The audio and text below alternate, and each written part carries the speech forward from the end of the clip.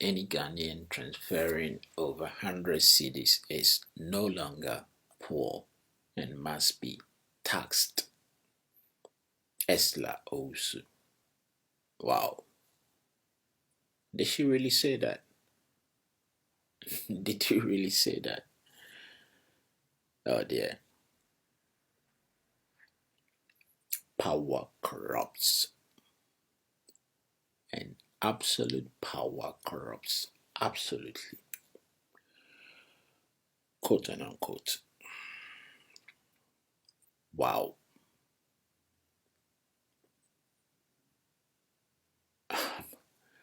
Let me go and find out whether she really said that. I don't know what. If she really said that, I don't know how she processes the reason why people do money transfer. I'm struggling to understand why an intelligent seasoned politician, for whatever reason, can even make such a statement. Because 100 Ghana cities, it's not a lot of money. You're insulting a lot of people in the first place. And in the second place, the fact that someone is transferring 100 Ghana cities doesn't make them a rich person.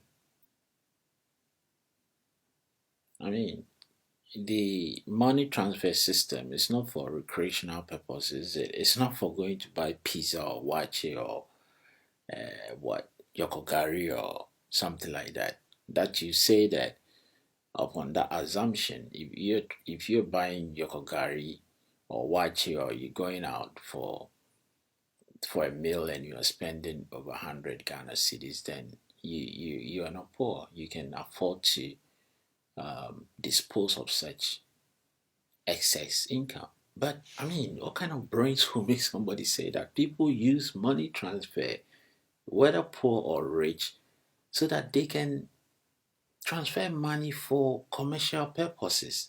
The fact that someone is poor doesn't mean that when they need to transfer money to do something that they need to do, not they want to do, they cannot do without.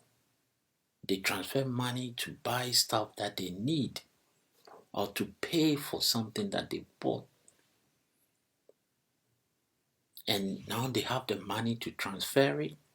A lot of underprivileged, disadvantaged people that are not so comfortable. Their money is hand to mouth. Maybe wakonya sika bi obia transfer sika mana a ode kotua ne ka bi. And it's more than 100 Ghana cedis. They are not rich. They are not using it for wants, but their needs. Most people use money transfer for their needs. So get this. Get this.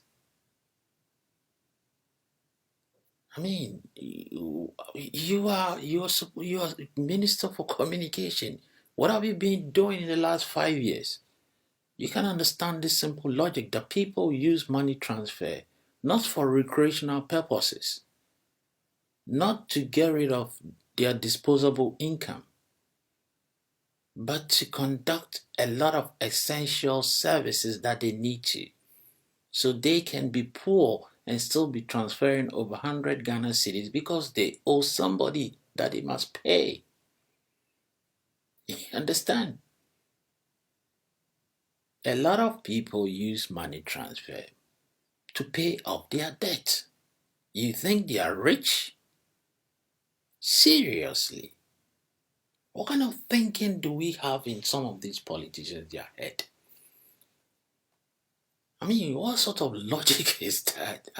You really said this? I don't believe you said it. I actually hold you in very high esteem. Mr. Fim, I don't believe you said this. But if you really said this, Charlie, yeah, then we move. We have a big problem. Seriously, we have a big problem. If this is the kind of thinking that people that we expect them to process and think on their feet and understand the dynamics of the social and economic circumstances of people and why they even use mobile money transfer. Why the bulk of the people use it to conduct trade and commerce, to pay off their debt. A lot of people do this to pay off something they owe someone. And they can pay over 100 Ghana cedis several times, not because they are rich, but because they need to pay it. It's a need, it's not a want. Often tokele wele, enik wache. It's not some sort of disposable income. That means that they are rich, so they are sending over 100 Ghana cedis, so they have to pay tax on it. They use it for essential purposes.